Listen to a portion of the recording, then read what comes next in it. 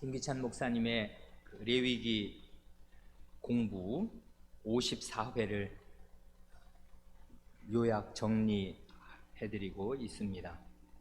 이걸 그동안 우리 54회로 배울 때 레위기 강해라는 제목으로 이제 프린트 하여 드렸는데, 지금 돌이켜 생각하면 레위기 공부라고 제목을 하였으면 더 적절하였겠다 생각합니다. 왜냐하면 이건 일종의 강설, 설교라기보다는 공부라고 해야 좋을 것입니다.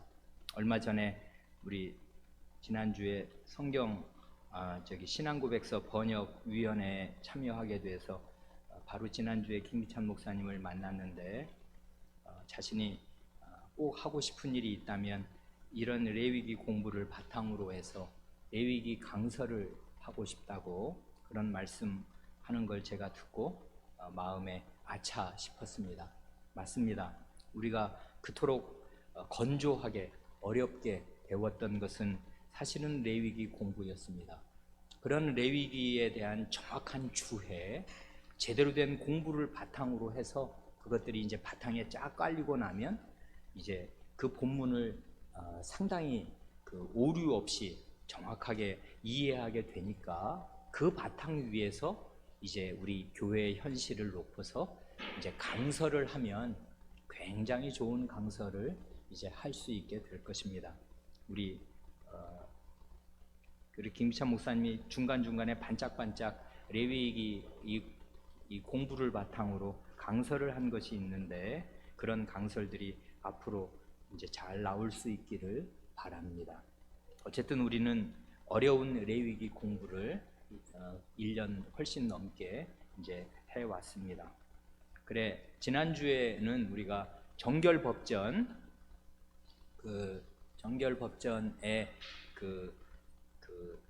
얼개, 정결법전의 취지, 이런 것들을 대강 이제 서론적으로 생각하였고요.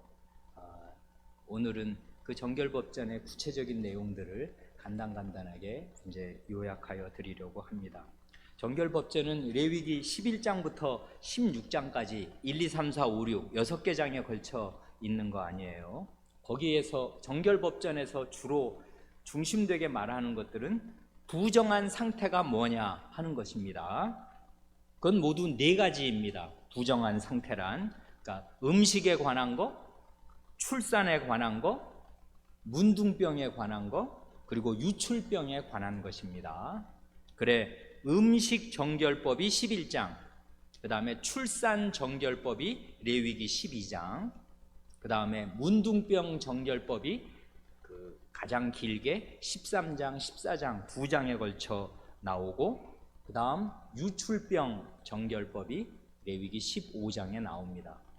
그리고 그러면 이제 레위기 16장은 뭐냐면 대속죄일에 관한 규례입니다. 그것들을 이게 차례차례 시간이 허락하는 한도 내에서 살펴보겠습니다.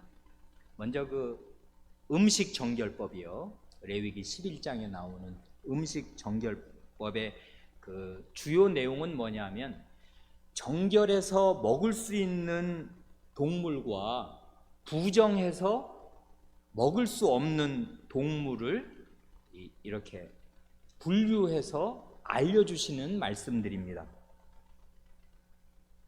그러니까 정결한 동물이 있고 정결하지 못한 부정한 동물들이 있다 말씀하십니다. 그런데 여기에서 크게 주의할 점이 하나 있습니다. 그건 뭐냐면, 모든 동물은 원래 하나님의 선하신 창조물이기에 본질적으로는 다 선하다 하는 것입니다. 그러니까 하나님이 뭘 지어 놓으셨는데 그게 원래부터 부정하냐 하면 그럴 리가 없는 것입니다. 그럼 하나님이 지으셨는데 부정한 걸 지어 놓으셨나? 그러면 그 부정의 원인이 하나님께로 돌아가게 될 거 아니에요? 그럴 리가 없습니다. 그러니까 대전제는 뭐냐면, 하나님이 지으신 모든 동물들은 다 선합니다. 그게 뭐가 됐든 다 선합니다. 그런데 그러면 이 정결법이란 뭐냐 하는 것이에요. 그런데 원래 선하게 지어 놓으신 이 동물들 가운데 하나님께서 어떤 동물은, 말하자면 전체 동물들 가운데 일부 동물들을 특별히 지정하셔서 요건 부정하다, 요렇게 법으로 정해 주신다, 그것입니다. 근데 요거는 동물에게만, 짐승에게만 해당됩니다. 식물, 그러니까 동식물이라고 할 때 동물이 있고 식물이 있을 거 아니에요. 식물은 어떤 것도 부정한 것이 없어요. 다 먹어도 됩니다. 그러니까 어느 식물을 먹었다고 부정하게 되거나 이제 그렇게 되지 않습니다. 그런데 동물의 경우에는 어떤 동물을 먹으면 부정하게 됩니다. 왜 그렇게 하셨나? 그 하나님의 의도와 마음을, 이 법의 취지를 이해하는 것이 중요합니다. 왜 그렇게 하셨냐 하면, 이 정결법전을 음식에 관해서 제정하여 주신 목적은 뭐냐 하면, 이런 대표적인 부정을 적시하여 주심으로써 언약의 주제를 마음에 새길 수 있도록 하여 주신 것입니다. 이건 무슨 얘기냐면, 하나님께서 정결법, 이 정결법을 다른 말로, 똑같은 말로 하면 부정법이거든요. 정결하게 되는 법이 있고, 이렇게 되면 부정하게 된다는 이 부정법인데, 정결법과 부정법을 통해서 하나님이 뭘 지금 가르쳐 주시려고 하냐 하면, 창조 언약을 위배해서 죄로 사람이 타락하였을 때 그런 죄인에게 어떤 하나님의 진노와 심판과 저주가 임하는가를 하나님께서 생생하게 가르쳐 주고자 하셨습니다. 이게 정결법전의 입법 취지라고요.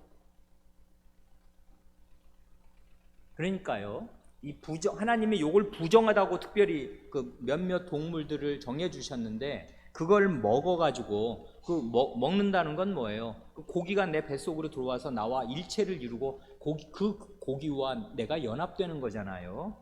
그래, 부정한 짐승을 먹어서 그것과 내가 연합이 되면 이건 뭘 뜻하냐 하면은 제사의식적으로 언약 백성 밖으로 나가는 것을 뜻하는 것입니다. 하나님의 언약의 울타리 밖으로 나가는 것을 뜻하는 거예요. 그러니까 언약 밖에 있는 상태가 어떤 것인가를 이런 방식으로 하나님께서 알려주고자 하셨습니다. 그런데 이제 먹어서 부정하게 되는 경우 말고 그거보다 가벼운 부정들이 있거든요. 예를 들면 동물의 사체, 죽은 게 어디 사냥하러 밖에 나갔는데 들판에 어떤 사슴이 죽어 있더라 이거예요. 그럴 수 있지 않습니까? 그런 동물의 그 어떤 사체에 접촉한 것은 그 가벼운 부정이 됩니다. 이런 가벼운 부정의 경우에는 그날 저녁까지만 부정합니다.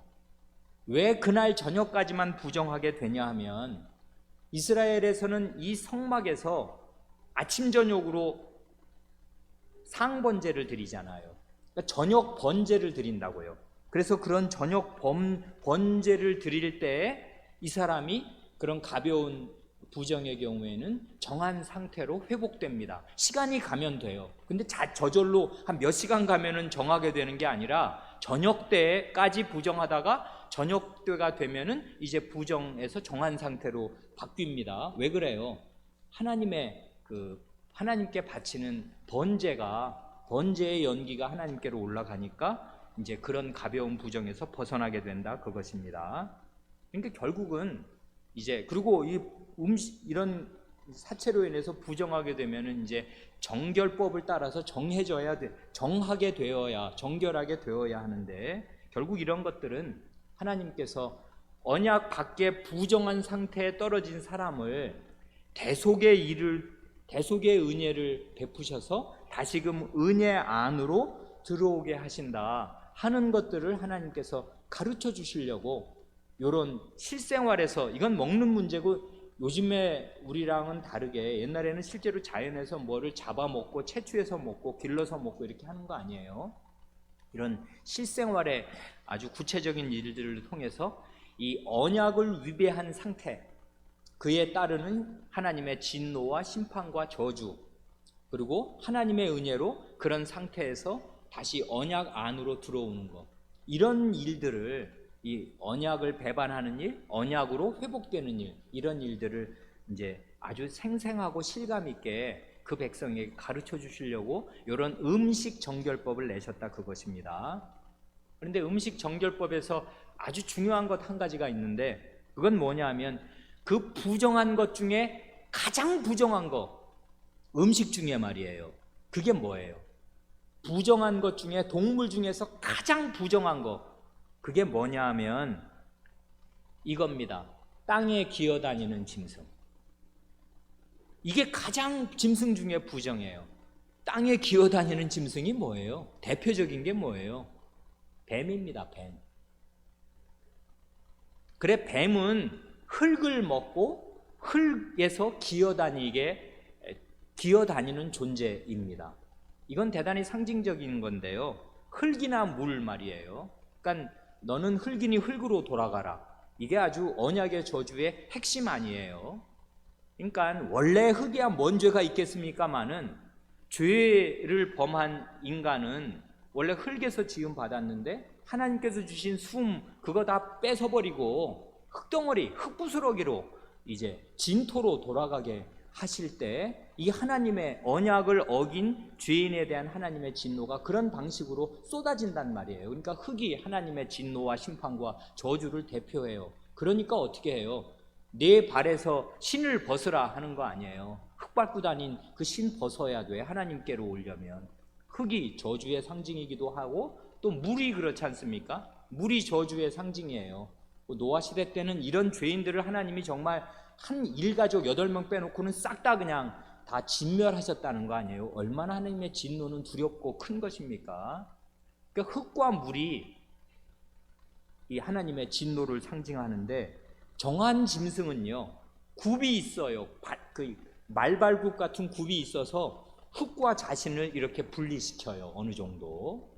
그리고 정한 이 물고기들은 비늘이 있어 가지고요 물과 자기를 어느 정도 이렇게 구분시키는데, 이 뱀 같은 애들은 양서류인데 이 흙을 기어다니지를 않나. 물속에서도 비늘이 없으면 이런 저주의 상징인 물과 직접 접촉해서 사는 것들입니다. 그래서 이런 것들을 부정하다고 하나님이 적시하셨습니다. 그게 원래부터 부정한 게 아니지만은 이스라엘 백성에게는 하나님의 언약 백성인 것을 잊지 않고 언약의 저주가 얼마나 두려운 것인가를 생생하게 깨닫게 하시려고 이런 음식 정결법을 정하여 주셨더라 하는 것입니다. 그 다음 12장은 출산 정결법입니다. 이건 또 희한한 거지 않습니까? 출산 정결법은 사내 아이를 낳으면요 일주일 동안 7일간 부정해지고요 33일이 지나서야 이제 성막에 나올 수 있습니다. 사내 아이를 낳은 산모는요. 그런데 사내 아이가 아니고 계집아이, 여아를 낳으면 그게 더블이 돼요. 2배가 된다고. 그래서 14일 동안 부정해지고 66일이 지나야, 이건 2달도 더 지난 거잖아요. 그래야 성막에 나올 수 있게 됩니다. 그런데 왜 이게 뭐 남녀 차별이겠습니까? 남자아이를 낳으면, 그러니까 그 말하자면은 절반으로 부정의 기간이 단축된다고요. 왜 그러냐 하면 남자아이를 낳으면 7일 동안 부정하고 8일째부터는 부정한 상태가 아니라 정결한 상태로 회복되는 것은 왜 그러냐면 8일째에 이 아이가 할례를 받기 때문에 그래요. 할례를 받는다는 말은 그건 은혜 언약 안으로 들어온다는 거지 않습니까? 할례란 은혜 언약의 표와인이잖아요. 그러니까 이 사내 아이가 8일에는 할례를 받으니까 이 아이가 은혜 언약 안으로 하나님이 정하신 그 법칙을 따라 들어오게 되어서, 말하자면 부정의 기간이, 그 엄마의 산모의 부정의 기간이 이제 말하자면 8일부터는 해제된다 그 말입니다. 그러나 여전히 정결한 상태에 있더라도 여전히 성막에는 말하자면 아이 낳은 때부터 33일, 한 달 조금 넘을 동안에는 성막 제사를 드리러 못 나갑니다. 그래, 이런 이제 출산을 통해서 부정하게 된 이건 굉장한 아이러니입니다. 나중에 좀 이따 말씀드리겠지만 애 낳은 게 죄인가? 죄입니다. 애 낳으면 부정하게 된다고요. 그래, 남자를 낳든지 여자를 낳든지 아이를 낳으면 부정하게 되는, 이런 부정에서, 출산의 부정에서 정결하게 되는 길은 제사를 드리는 건데요. 뭘 드리냐면 속죄제와 번제를 드립니다. 이게 죄를 일깨워, 속죄제는 그거잖아요. 죄를 씻는 제사인데 중대한 언약을 어긴 중대한 범죄를 지을 때 속죄제를 드리는 거잖아요. 아무 그냥 뭐 사소한 거, 무슨 이런 규칙을 어긴 거, 여러 이렇게 규례들을 어길 때마다 저기 속죄제 드리는 거 아니잖아요. 굉장히 중대한, 예를 들면 10가지 계명 같은 거, 혹은 뭐 이런 것을 이렇게 그릇되게 범할 중대한 언약에 대한 범죄를 저지를 때 속죄제를 드려야 되는데, 이 사람은 출산을 하고 나면 죄인으로서 속죄제를 드리고 또 자기를 다 주님께 바친다는 번제, 속죄제와 번제를 드림으로써 말하자면 출산의 부정에서 정결하게 됩니다. 이 입법 취지를 알아야 합니다. 왜 여성이, 엄마가 그 좋은 일인데 왜 아이를 낳으면 부정하게 되나? 이 출산 정결법을 제정하신 그 주님의 마음에 있는 그 입법 취지는 뭐냐면, 본래부터 출산이 그러면 부정의 원인이 되나? 그럴 리가요. 원래는 이 출산이야말로 창조 언약, 창조의 명령을 이루는 핵심이에요. 창세기 1장 타락하기 전에 생육하고 번성하여라 명하여 주셨지 않습니까? 이건 하나님의 명령이고요. 그러니까 이 명령에 순종하는 이 출산 행위야말로 얼마나 거룩하고 하나님께 속한 일이겠습니까? 그러나 그 말씀 들었지만 아이 낳기 전에 인류는 범죄하고 타락하였습니다. 죄로 말미암아서 사람은 생육하고 번성하라는 이 원래의 오리지널 그 순결한 창조 명령을 이룰 수가 없게 되었습니다. 그래, 결혼해서 애를 낳지만 죄인은 죄인을 낳을 뿐입니다. 육으로 난 것은 육이요. 요한복음 3장 6절 말씀 그대로입니다. 그러니까 출산 정결법이 상기시켜 주는 것은 또다시 언약의 주제라고요. 뭐예요? 너는 언약 밖에 있는 사람이지 죄인이지. 그러니 아이 뭐 낳는 일, 이게 아주 자연적인 일 같지만 안 그래. 죄인이 하는 일일 따름입니다. 그러니까 이게 굉장히 중요한 일을 한 건데, 그 사건을 통해서 언약의 주제를 잊을 수 없이 되새기게 돼요. 왜 여성은 아이 낳을 때 몸서리 나는 출산의 고통을 겪지 않습니까? 그러면 하와에게 하신 그 언약의 저주를 몸으로 그냥 다 통고하게 되는 거지 않습니까?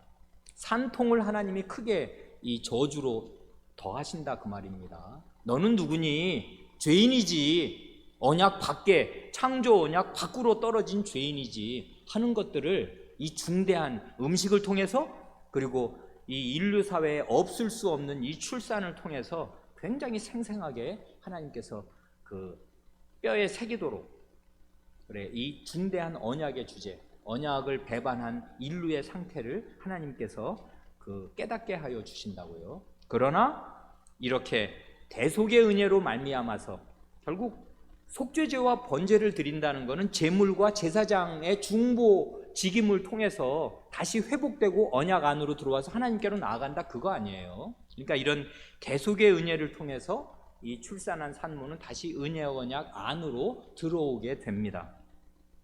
그렇게 되면 은혜 언약 안에서 내가 한 이 출산이 창조 언약과 구원을 이루는 수단이 됩니다. 이건 굉장히 놀라운 거죠. 그러니까 다시 생육하고 번성하라는 그 목적을 이룰 수 있게 됩니다.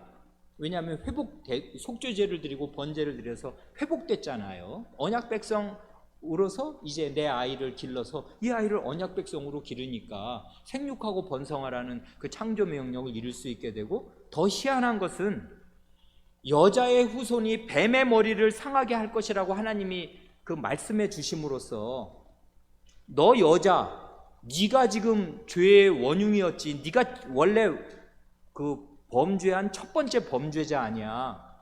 그런데 네가 아이 낳는 일을 통해서 네가 낳은 후손이 뱀의 머리를 깨뜨린다. 출산을 통한 구원을 말씀하시는 거예요. 여성이 하나님의 구원을 이루는 굉장히 중요한 도구가 됩니다. 여자의 후손은 어떻게 해서 나와요? 출산을 통해서 나오는 거지. 여성의 후손이 어디서 떨어집니까? 하늘에서? 아니에요. 여성이 임신해서 출산으로 아이를 낳아야 할 것입니다. 그래, 그런 여성의 후손이 이 뱀의 머리를 깰 거란 말이에요. 그러니 출산이요, 구원의 수단이 됩니다. 여성은 출산을 통해서 이 하나님의 구원을 이루는 도구로 쓰임받습니다. 그러니까 원래 창조 목적도 대속의 은혜로 이루게 되면서 하나님의 구원을 이루는 도구가 되게 하십니다. 이런 출산을 통해서. 그래서 이건 다른 얘기지만 이 관련된 말씀을 하나 더 드린다면 디모데전서 2장 15절이 이게 굉장히 어려운 구절이 됩니다. 뭐냐 하면 그러나 여자들이 만일 정절로서 믿음과 사랑과 거룩함에 거하면 그 해산함으로 구원을 얻으리라 하신 말씀이 있거든요. 해산함으로 구원을 얻는다. 이건 굉장히 어려운 말씀이에요. 그래서 그 무슨 제임스 헐리라고 그 우리 개혁 진영에 속한 그 어떤 좋은 그 신학자가 그 성경에서 말하는 남녀의 역할로 그 신학 박사 논문을 썼는데 그 박사 논문 가운데 이 구절을 해명한 이제 내용도 있습니다만은 그러나 아주 굉장히 다른 면에서 아주 굉장히 좋은 그 전체를 다 읽어 보아도 흠잡을 데 없는 아주 좋은 그 논문을 잘 썼습니다. 성경에서 말씀하는 하나님의 그 남녀의 역할이 뭔가 그런 거 잘 하나님 말씀으로 잘 그 규명하면서 박사 논문을 썼는데 이 구절에 대한 그 해명은 별로 그렇게 그 말하자면 우리 마음에 마땅치 않습니다. 왜 그러냐면 해산함으로 구원을 얻는다는 말 그게 무슨 말이래? 아니 뭐 예수 그리스도를 믿음으로 구원 얻는다 말해야지. 여성이 애 낳으면 무슨 구원을 받나? 그러면 뭐 애 못 낳는 여자는 구원 못 받나? 그럼 뭐 결혼 안 한 여자들은 어떻게 되며 결혼해서 불임인 여성은 또 어떻게 되며 또 애를 낳았다고 해. 애 낳는 게 무슨 구원에 해산함으로 구원을 어떻게 얻나? 그건 그렇게 기업 말단적으로 생각하면 결단코 이 구절은 풀리지 않고요. 다른 식으로 설명하면 풀리지 않고 창세기 3장 15절 말씀 여자의 후손이 뱀의 머리를 상하게 한다는 이 하나님의 원시복음 원래 하여 주신 그 말씀의 큰 창세기의 빛으로 이 비추어야 이해될 수 있는 말씀이에요. 그러니까 여성이 이렇게 그 하나님의 언약 안에 있고 믿음으로 대속의 은혜를 받을 때 여성은 그 해산하는 그런 수고와 고통을 겪는데 그런 일들을 통해서 하나님의 구원을 이루는 도구로 쓰임 받는다 그것입니다. 정말 마리아 예수님의 그 육신의 모친 마리아는 해산함으로요 그 구원자를 낳았고요 그런 일들이 이 역사 가운데 믿음의 백성들로 말미암아 계속 될 것입니다. 구원이 계속 그 해산함으로 죄사함 해산하고 그 하나님의 은혜로 그 다시 언약 안으로 회복이 되어서 그 언약의 자녀들을 기르는 이 일로 말미암아 이 세상에서의 구원은 계속 이제 그 흘러나가게 될 것입니다. 그 다음 이제 가장 심각한 이 정결법 중에 부정한 것 중에 가장 심각한 문둥병 정결법이 그 13장 14장에 나옵니다. 이건 정결법 중에 가장 내용도 많고요 2배지 않습니까? 13, 14장. 그리고 심각합니다. 그런데 주의할 것은 이 문둥병은 오늘날 우리들이 아는 저 소록도 여러분 가보셨어요? 소록도에 정말 그 왜 한센병 환자들이 있지 않습니까? 우리들이 보통 왜 문둥병자라고 그냥 흔히 말하는 한센병과는 다릅니다. 그런 한센병이 성경에서 말하는 문둥병이 아니에요. 성경에서 말하는 문둥병은 그게 원래 원어가 네가 차라트라는 말이지 않습니까? 네가가 뭐냐 하면 친다, 이 때린다 이런 말이에요. 그러니까 문둥병은 어떤 병이냐면 이게 문둥병의 그 속성 중에 아주 중요한 건데 뭐냐면 여호와께서 그를 치셔서 그를 때리셔서 생긴 병이 문둥병이라고요. 이건 아주 그러니까 특별한 피부병입니다. 그런데 하나님이 그를 왜 치셨나? 왜 치셔서 그런 피부에 병이 나게 하셨나? 그건 한마디로 여호와의 거룩하심을 침해했기 때문입니다. 그러니까 문둥병은 여호와의 거룩하심을 그가 침해해서 그에 대한 하나님의 진노로 하나님이 진노하셔서 직접 그를 치셔서 처벌하신 결과로 그의 피부에 일어난 병이 성경에서 말하는 문둥병이라고요. 그러면 치신 결과는 어떻게 되나? 그건 성경 여러 요 13, 14장에 나오는 표현을 주목하면은 어떻게 되냐면 그 문둥병이 결국은 피부병인데 어떻게 되는 병이냐면 피부는 여러분 여기 이렇게 그걸 살같이 덮고 있지 않습니까? 이렇게 돼야 되는 거지 살같이 벗겨져서 이게 그 안이 드러나 속살이 드러나면 어떻게 되는 거예요? 그럼 피가 철철 흐르고 문제가 될 거 아닙니까? 문둥병이 그러니까 하나님이 치신 결과가 어떻게 되냐면 피부 아래에 이 살갗 아래에 있는 육이 드러나게 되는 상태예요. 이런 병이 문둥병입니다. 그 육이라는 게 문제 아니에요.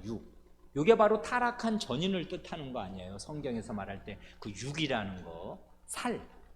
그게 그냥 우리들이 중립적인 의미의 이런 이런 이렇게 말하자면 이런 뭐 좋은 뜻으로 쓸 때 이런 몸 이런 걸 말하는 게 아니라 죄를 담은 의미의 육입니다.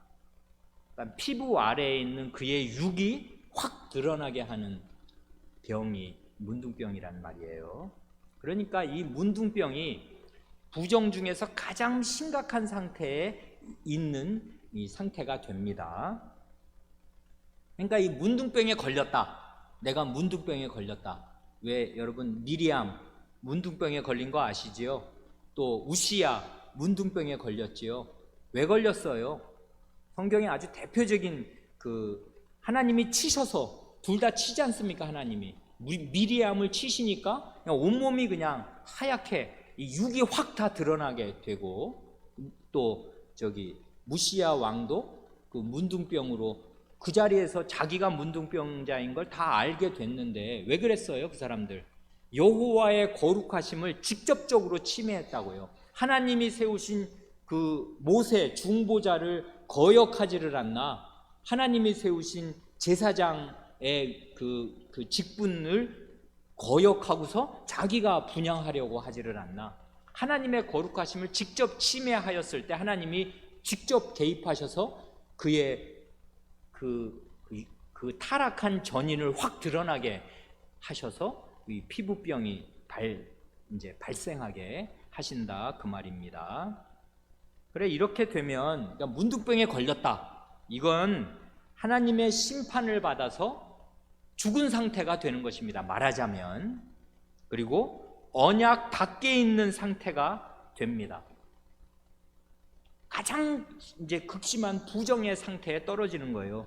그러니까 언약 밖에 있는 사람이 되다 보니까 이 사람은 언약 공동체 안에 들어와 있을 수가 없게 됩니다. 그래서 이 사람은 문둥병자는 일단 진 밖으로 내보내요. 그래서 추방합니다. 이스라엘 진 밖으로 이 언약의 울타리 밖으로 이 문둥병자를 내보내게 됩니다. 그래 문둥병이 이제 그렇다고 이제 이 사람을 뭐 이제 이방인 취급해서 이제 나가 죽든지 뭐 알아서 해라고 완전히 버리는 게 아니라 거기에 이렇게 언약의 울타리 밖에 떨어져 있다가 하나님의 은혜로 이 사람이 회복되게 될 수가 있어요. 문둥병이 나을 수가 있다고. 그러면은 이 사람이 문둥병이 나은 거를 확인받고 정결함을 이제 얻어야 되는데 그럴 때 세 가지 제사를 드립니다. 그 제사가 뭐냐면 속건죄와 속죄죄와 번제입니다. 이건 뭐 당연한 거죠. 속죄죄는 왜냐하면 죄를 지었으니까요. 그 죄를 사해 주시라는 속죄제를 드리고 이제 나 주님께 다 드리고 살겠다고 번제를 드리는데 핵심은 어디에 있냐면 속건제에 있어요. 이건 딴 때는 드리지 않는데 문둥병이 걸렸다가 나아서 정결하게 될 때에는 속건제를 꼭 드려야 돼요. 요게 문둥병의 핵심입니다. 왜 그래요? 속건제는 어느 때 드리는 제사예요? 우리가 왜 그 5대 제사 생각할 때 다 생각한 거지 않습니까? 속건제의 핵심은 하나님의 거룩하심을 침해하는 죄가 속건제의 핵심이거든요. 그러니까 문둥병에서 나을 때는 속건제를 드려야 돼요. 속건제가 가장 그러니까 문둥병에서는 중요합니다. 그래, 속건제의 피를요, 이거 아주 상징적인데 그 문둥병 나은 사람의 오른쪽은 언제든지 전 인체를 대표하는 그 자리잖아요. 그래서 오른쪽 귀, 이 귓불에 그 속건제의 피를 바르고요. 오른손 엄지손가락에 바르고 오른발 엄지발가락에 속건제의 피를 바릅니다. 이건 뭘 상징해요? 귀에 바른다는 거는 하나님 말씀 똑바로 듣고 살아야지 이제부터. 손에 바른다는 거는 하나님의 뜻을 행하고 살아야지 이제부터는. 발에 바른다는 거는 하나님께서 앞서가시는 그 길 하나님 백성으로 따라가야 되는 거지. 원래 온몸에 발라야 될 텐데 이건 피칠갑을 하게 되지 않습니까? 그게 아니라 대표하는 곳에 인체기관의 중요한 대표, 여기 귀에다가 그리고 손에다가 발에다가 이것으로서 그의 전체 온몸에 피가 발린 거, 이 속죄, 이 하나님의 거룩하심을 침해한 그 죄가 씻어지는 그 피가 이렇게 이제 그 바르게 해서 그의 죄를 말하자면 하나님의 거룩하심을 침해한 죄. 하나님 말씀 안 들으니까 그따위로 산 거 아니에요? 그리고 하나님 말씀 행하지도 않고 여호와의 길을 따라 걷지 않으니까 그런 두려운 죄에 떨어졌었는데 이제 돌이켜 주시니까 온몸으로 하나님의 순종하고 살아라 하는 뜻으로 그렇게 쫙 해주실 뿐 아니라 속건제의 그 기름 있잖아요. 피는 바르고 기름은 뿌립니다. 어디다 뿌리냐면 성소를 향해서 7번을 뿌립니다. 이건 뭘 뜻하냐면 이제 이 죄인이 언약 밖으로 떨어져 있던 진 밖으로 내쳐졌던 죄인이 이제는 언약 안으로 이 진으로 들어올 뿐만 아니라 이제는 하나님께 나올 수 있다. 성막에 뿌린다는 것은 이 성막에 이제 하나님이 계신 성막으로 가까이 나올 수 있다는 거, 이걸 상징하여 주는 것입니다. 언약 밖에 죽음의 상태에서 언약 안으로, 언약의 울타리 안으로 들어올 뿐 아니라 이제는 성막에도 이제 나와서 그 앞에 이제 제사를 이제 드릴 수 있는 이제 정상적인 이스라엘 사람으로 되는 것입니다. 그러니까 이런 걸 종합하면 이거를 출애굽기 19장의 언어로 표시하면 어떻게 되는 거예요? 옛 언약 아래서 가장 비참한 상태가 누구냐 하면 문둥병자입니다. 그러지 않습니까? 이건 한 인간으로도 뭐 가족과도 완전히 떨어져 살아야 되는 거고요. 그리고 신체에 이런 큰 병이 생겼으니 뭐 정상적으로 살 수 없습니다. 그래서 성경에 나오는 문둥병자들은 다 거지지 않습니까? 뭐 살 수가 없으니까요. 그래, 그 옛 언약 아래서 가장 비참한 상태에 있던 문둥병자가 나을 때에 그를 언약의 울타리 안으로 이제 회복시켜 주셔서 제사장 나라와 거룩한 백성의 일원으로 이제 살게 하여 주십니다. 이러느라고 피로 그의 죄를 씻어 주시고 또 성막에 나아갈 수 있도록 성막에다가 이제 그 기름을, 그 제물의 기름을 뿌리게 하신다, 그것입니다. 우리가 오늘 그 에베소서 그 2장 몇 절을 읽었는데 요 문둥병자가 나은 요런 상태를 신약의 언어로 하면 어떻게 돼요? 그건 죄와 허물로 죽어 있는 죄인, 진 밖으로 나가 있는, 언약 밖에 나가 있는, 언약의 외인인 그런 죄인들을 살리셔서 언약의 울타리 안으로 의와 생명의 나라로, 아드님의 나라로 옮겨주시고, 그래서 하나님의 말씀을 듣고 순종하면서 하나님을 따라 걷는 인생길을 살게 하시는 거, 이런 거를 이제 요 문둥병 정결법의 절차가 쫙 보여준다, 그것입니다.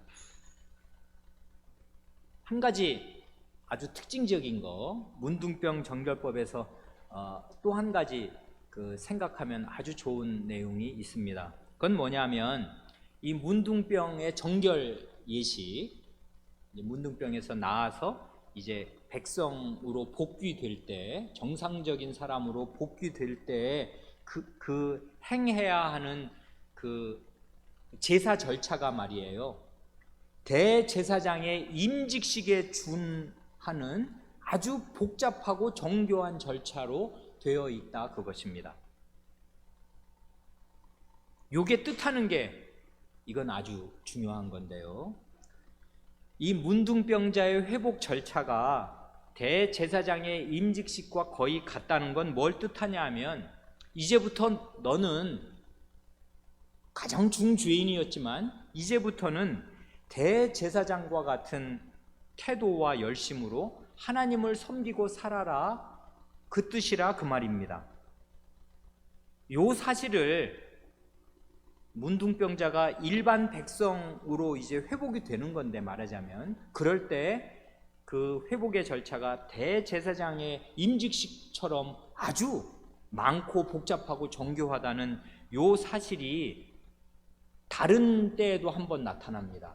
이건 이제 레위기 강의 밖으로 넘어가는 건데요, 민수기 6장을 보면 나실인 제도와 묶어서 생각하면 이게 더 유익합니다. 민수기 6장에 나실인 제도가 나오거든요. 나실이란 뭐예요? 대제사장이 아닌데, 제사장 아닙니다. 왜 구약시대는 다 아시는 대로 제사장이 될 수 있는 사람과 될 수 없는 사람이 이건 태생적으로 구분되어 있어요. 아무리 열심히 있고 아무리 훌륭해도 대제사장 못 되는 사람은 죽어도 못 됩니다. 그건 왜냐하면 아론의 자손만 제사장이 되는 거니까. 일반 백성은 제사장이 될 수가 없어요. 어떻게 해도. 그거는 믿음이 아무리 좋고 어떻게 전국 최고라도 대제사장은 못 됩니다만은, 온 백성이 대제사장처럼 살 수 있는 길을 하나님이 여셨는데, 그게 나실인 제도예요.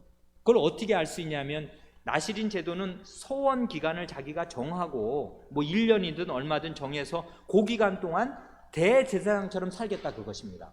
그래서 그 기간이 끝나면 이제 서약한 것에서 풀려나거든요. 거긴 뭐 머리도 자르면 안 되고, 포도나무에서 난 건 어떤 것도 먹지 않는, 이런 아주 이제 대단한 서약을 하고서 나실인으로 자기를 하나님께 다 드리고 사는 것입니다. 누구나 그렇게 할 수 있어요, 이스라엘 백성이라면 다. 그래서 그 나실인의 그 서약 기간이 끝나게 될 때, 그럴 때 그 끝나게 되는 그 절차가 대제사장 임직식 절차처럼 복잡하고 정교합니다. 그러니까 이건 뭘 뜻하냐면, 요 나실인은 범죄자가 아니지 않습니까? 정상적인 백성인데, 나는 나를 그냥 대제사장처럼 하나님께 다 바치고 살고 싶다, 평생 그렇게 뭐 하면 하는 거지만 그렇게 하기 어려우니까 어느 기간 동안 그렇게 살겠다고 누구나 자기 자신을 대제사장처럼 하나님께 드리고 살 수 있어요, 이스라엘 구약 시대에도요.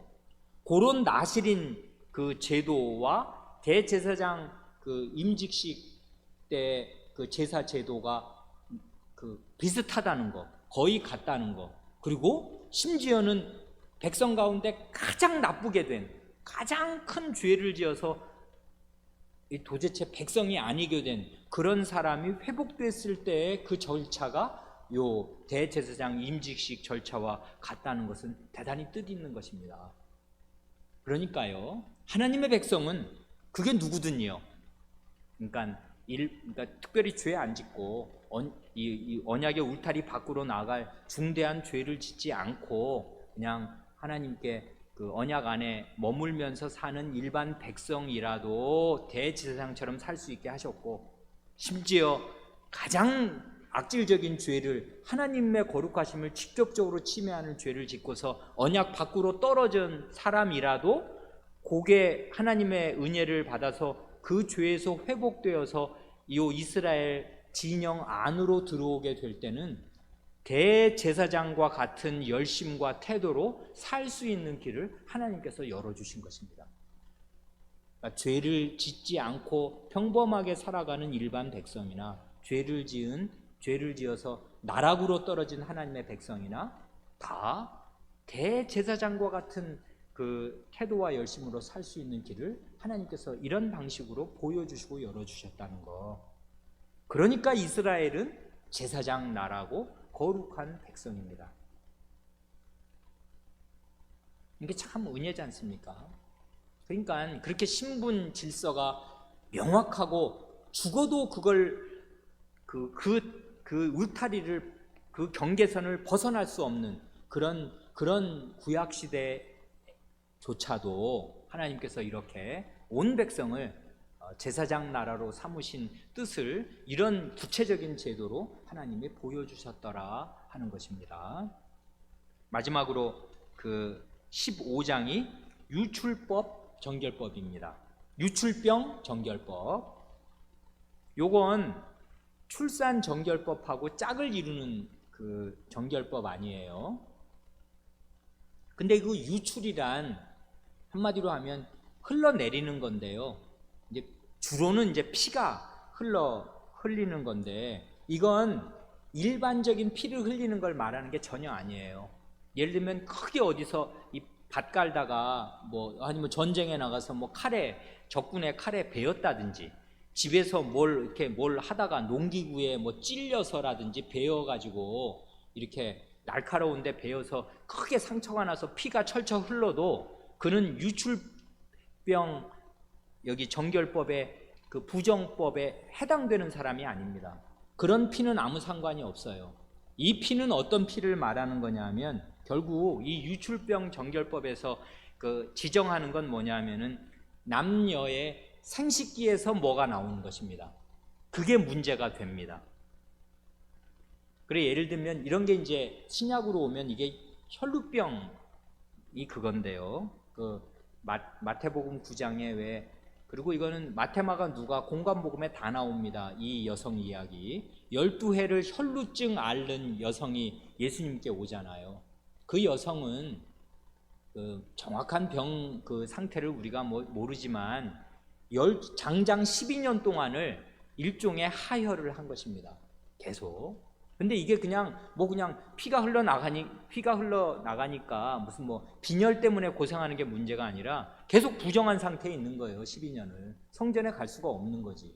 그리고 이 여자는 다른 사람과 만나거나 악수하거나 무슨 옷에 손대거나 이러면 그 사람이 다 부정해져요. 그러니까 이거 이스라엘 백성 안에 진 밖에 쫓겨나지는 않지만 사실상 감금 상태처럼 격리되어서 살아야 되는 사람이에요. 건드리면 안 돼, 누구라도. 그러니 참 12년을 사실은 일종의 언약 백성 울타리 안에만 있었지 사실상은 언약 밖에 성전에도 못 나가는 이런 상태에 있는 것입니다. 요 15장의 그 뼈대를 이제 그 교차 대꾸법으로 보면 이렇게 됩니다. 그렇게 봐야 이제 요 15장의 유출병 정결법이 뭘 지금 얘기하는가를 잘 알 수 있는데요. 그 15장의 뼈대는 교차 대꾸법으로 보면 교차 대꾸법은 위아래 1, 1-2, 2-3, 3에 그 방점이 찍히는 거 아니에요? 그 1, 1-가 뭐냐면 남성의 장기 유출병입니다. 남성의 성기에서 장기적으로 뭐가 나와? 문제가 고름이든지 피든지 뭐가 나온단 말이에요. 그 다음에 여성의 장기 유출병, 요게 그 맨 위와 아래에 있어요. 그 다음 2-2-에 해당되는 게 뭐냐면 남성의 단기 유출병, 여성의 단기 유출병입니다. 그러니까 장기적인 거 심각한 게 맨 앞뒤를 감싸고 있고 그 다음에 단기적인 그 유출병, 남자와 여자의 단기적인 유출병이 그 가운데 있고 그 핵심에 있는 3번이 뭐냐 하면은 그게 뭐냐 하면 중심부에 있는 게 부부의 동침이에요. 부부간의 성관계라고요. 그러니까 이건 아주 의미심장한 거죠. 아니 혼인해가지고 부부가 한 침대를 쓰고 부부관계하는 게 죄인가? 죄입니다. 그렇게 하면 부정하게 된다고요. 그래, 이게 지금 뭘 뜻하냐면 아까 출산하고 이건 똑같은 문제라고요. 문제의식이 입법 취지가 똑같은 것입니다. 뭘 깨우쳐 주는 거예요. 원래 혼인과 부부관계를 해야 출산을 할 거 아니에요. 근데 이 혼인하는 거, 그래서 남녀가 만나서 한 침대 쓰고 한 이불 덮고 자고 부부관계를 하는 것은 원래는 이게 창조 규례고요. 하나님의 형상으로 지음받은 본의를 이루는 가장 직접적이고 중요한 방도요 수단입니다. 그렇죠? 하나님의 형상을 이루는 길에 남녀가 이렇게 결합해서 한 몸으로 사는 거, 이거 굉장히 중요한 일이 됩니다. 그러나 죄와 본성의 부패로 말미암아서 이 중요한 혼인과 부부 관계에도 하나님의 심판과 저주가 드리워져 있게 되었습니다.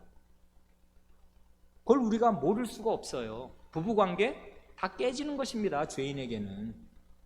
그리고 부부 간의 가장 내밀한 그 일체를 이루는 부부 간의 성관계, 그거 다 죄로 오염되어 있어요. 그래서 모세의 법에서는요, 부부가 동침할 경우에 하루 동안 부정한 상태가 됩니다. 가장 좋은 것인데. 그러나 죄 아래에 있어요. 그래서 하루 동안 마치 짐승의 시체를 만진 경우처럼 그냥 부부가 사랑을 나누면 그게 하루 동안 부정한 상태에 있게 된다고요. 그날 저녁까지. 그러니까 뭘 알게 되냐면, 사람이 죄를 지어서 그 창조 언약 밖으로 나가게 되고 하나님의 이 거룩하심을 침해하게 된 뒤에는 어떤 자연적인 것도 정결한 것이란 없습니다. 어떤 것도 그 자체로 선한 것은 없어요. 음식을 먹든 애를 낳든 결혼을 하든 부부관계를 하든 그 자체로 선한 것 없습니다. 그리고 그것들에 다 하나님의 진노와 저주와 심판이 다 묻어 있어요. 그래, 다 불결합니다. 다 정결하지 못해요. 오직 대속의 은혜 위에서, 그러니까 이런 정결법을 내시는 거잖아요. 부정한 걸 씻고 정결하게 되는 길을 내신다고요. 그 길이 뭐냐면 전부 제사를 드려야 돼.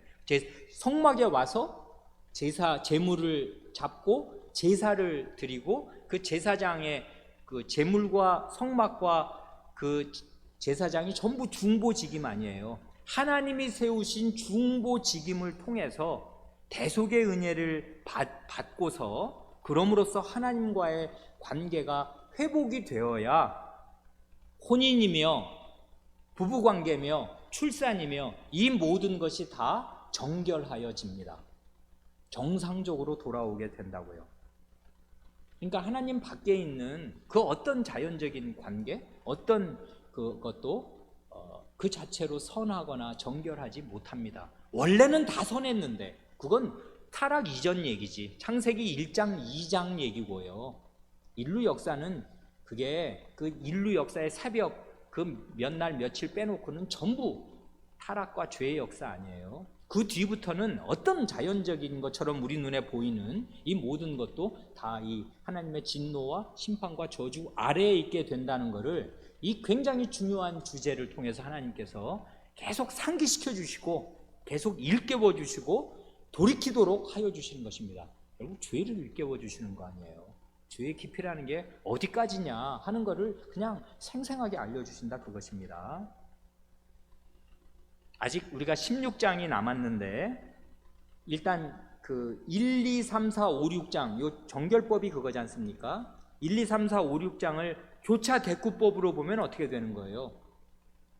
원래 네 가지잖아요. 지금 우리가 살펴본 게 그 맨 처음에 음식 정결법, 그 다음에 출산 정결법, 그 다음에 문둥병 정결법, 그 다음에 유출병 정결법, 그 다음에 대속죄일인데, 요거를 이렇게 교차 대꾸법으로 보면은 11부터 16장까지 쭈르르 내려올 때 이렇게 싹 묶여지잖아요. 어떻게 묶여요? 세 가지 주제로 묶인단 말이에요. 그 11장과 16장은 음식의 주제로, 그 음식 정결법 11장, 그 다음에 아무것도 못 먹는 금식일인 그 대속죄일이 음식의 주제로 묶이고, 그 다음은 12장과 15장, 요거는 지금 혼인과 출산으로 같은 주제로 묶이지 않습니까? 유출병 정결법이나 출산 정결법은 그게 같은 얘기 아니에요. 그 다음에 가운데에 있는 그 문둥병 정결법이 그러면 13, 14장의 중간에 있게 되는데요. 요 세 가지를 간추리면 어떻게 되는 거예요? 음식의 주제가 하나 나오고, 혼인 출산의 주제가 나오고, 여호와의 거룩하심이라는 주제가 나오게 된다, 이것입니다. 그러니까 우리가 지난주에 잠깐 이 개론적으로 서론적으로 살펴보았듯이 창세기 1, 2, 3장의 그 주요 주제, 창세기 1, 2, 3장의 핵심이 레위기의 이 정결법전 6장에 쫙 펼쳐지더라, 그것입니다. 음식, 혼인 출산, 여호와의 거룩하심. 이 주제가 창세기 1, 2, 3장의 큰 주제, 바로 그것이었습니다.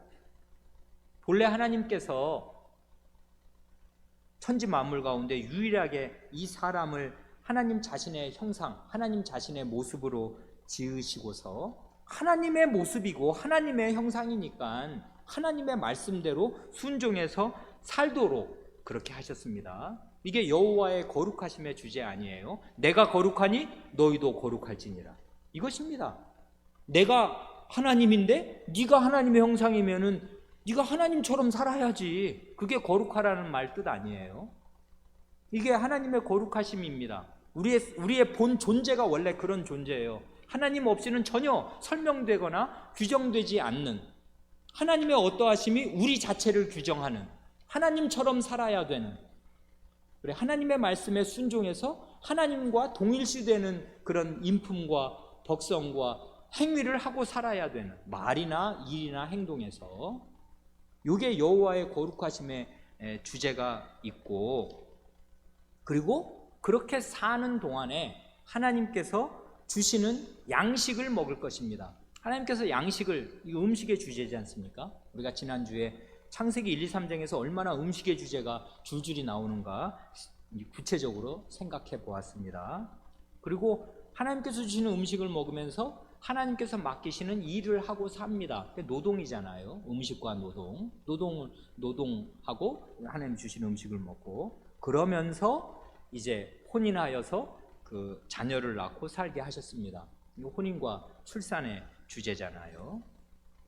그러니까 이거 음식, 혼인, 출산, 여호와의 거룩하심, 요 세 가지 창세기 1, 2, 3장에 계속 그 중심되게 나오는 요 세 가지 주제는, 이걸 잘 생각하면 이 세상과의 관계는 어떠해야 되는가, 사람과의 관계는 어떠해야 되는가, 하나님과의 관계는 어떠해야 되는가를 아주 포괄적으로 보여주는 것입니다. 요 세 가지가. 음식과 노동의 주제는, 이거는 피조세계, 하나님의 이 창조계를 어떻게 대하고 살 것인가. 창조계는 원래 선합니다. 하나님이 이 선하게 지으신 이 창조계를 통해서 하나님의 선하심을 마음껏 증명하시면서 먹고 살 길을 열어주시고 먹을 걸 지천으로 주셔요. 그래, 이 선한 피조계에서 하나님이 맡기신 노동, 일을 하면서 사람은 삽니다. 그리고 이 혼인 출산으로 대표되는 다른 사람과의 관계가 있어요. 혼자 사는 거 아니니까요. 하나님이 지으신 또 다른 하나님의 형상과의 정당한 관계를 맺고 사는 이 문제, 이거 혼인 출산으로, 여기서 모든 관계는 다 나오는 거 아니에요. 인간관계는 혼인하면은 나와 너, 나와 내 아내, 그리고 나와 내 남편의 관계가 나오고, 출산이 되면은 그 다음에 이제 부모 자식 간의 관계 나오고, 형제들끼리의 관계 나오고, 그게 퍼지면 이제 이웃이 되고 사회 동포가 되는 거 아니에요. 결국은 이 혼인 출산에서 모든 인간관계는 다 나오는데, 이런 동료인간, 같은 하나님의 형상인 동료인간을 어떻게 대할 것인가 하는 이 중대한 주제가 이 혼인 출산 안에 들어있고, 그 다음에 여호와의 그 거룩하심의 주제는 어디나 나오는데, 이건 하나님의 형상이니까 하나님 말씀에 순종해서 살아야 한다는 거, 이걸 깨뜨리면 나머지 모든 거 다 헛거된다는 거, 그거를 이제 다 하나님께서 창세기 1, 2, 3장에 아주 잊지 못하게 잘 알려주셨는데, 요 세 가지 관계가 다 어그러지는 거, 그러니까 음식의 주제, 그 다음에 혼인 출산의 주제, 여호와의 거룩하심을 깨뜨리는 주제가 여기 정결법전에 쫙 나오더라 이것입니다. 음식 정결법으로, 그리고 이 출산 정결법과 유출병 정결법으로, 그리고 특별히 문둥병으로 이 여호와의 거룩하심을 침해하는 이런 정결법을 통해서 창세기의 이 중요한 주제들이 새겨지도록, 그러니까 인간의 삶, 이게 전체지 않습니까? 하나님 내가 어떻게 돼야 되나, 동료 인간 어떻게 돼야 되나, 그 다음에 이 하나님의 지으신 세상을 어떻게 대하고 뭐 하고 살아야 되나 하는 게, 이게 결국 세계관의 세 주제예요. 하나님, 인간, 세상을 대하는 이 중요한 관점이 창세기에 들어가 있는데, 이것이 정결법과 부정법의 형식으로 레위기 그 11장부터 16장까지 쫙 펼쳐지더라 하는 것입니다. 그래, 하나님께서 이렇게 펼쳐지게 하신 목적은 결국은 그 하나님의 이 중요한 이 언약, 생명을 얻게 하고 하나님과 더불어 살게 해서 하나님의 이 창조하신 목적을 이루려고 하는 이 하나님의 언약이 뭐며, 이 언약 밖으로 가는 상태가 어떻게 그 나쁜 상태인가, 그리고 거기에서 이 언약 안으로 오려면 뭐가 필요한 건가 하는 거를 이제 이 정결 법전이 보여준다 그것입니다. 여기까지 말씀드리면 우리가 레위기가 54회인데 20회까지를 정리해 드린 것이 됩니다. 그러니까 이제 거의 5분의 2쯤 된 것입니다. 원래 이제 오늘은 시간이 많이 가서 여기까지만 말씀드려야 될 것 같고, 하나 정결법전의 마지막 남은 게 대속죄일 규례 아니에요. 레위기 그 16장 굉장히 중요한 요 주제는 다음에 우리 기회를 주시면 다음에 다시 말씀드려야 하겠습니다. 같이 기도드리겠습니다.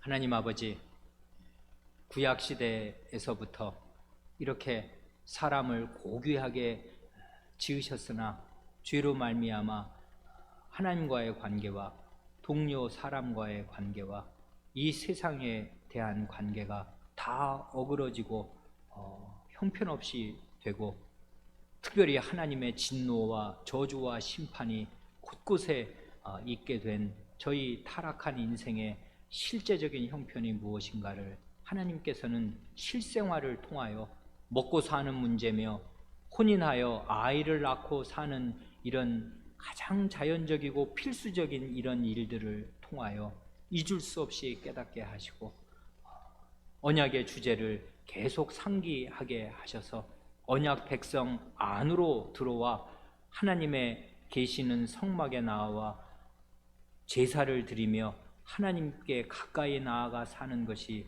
참 생명의 기름을 가르쳐 주시옵니다.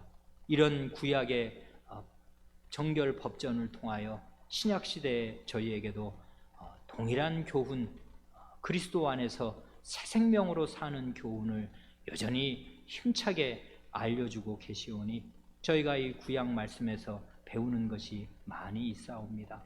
주님께서 저희에게 복 주시고 하나님의 말씀, 이 심오하고 깊이 있고 그러나 가장 생생하며 현실적인 이 말씀을 잘 깨우쳐 주셔서 저희가 하나님 말씀 모르는 사람으로 살지 않고 하나님 말씀을 깊이 있고 넓게 깨달으면서 인품이 하나님의 형상다웁게 바뀌어 갈 수 있게 하여 주시옵소서.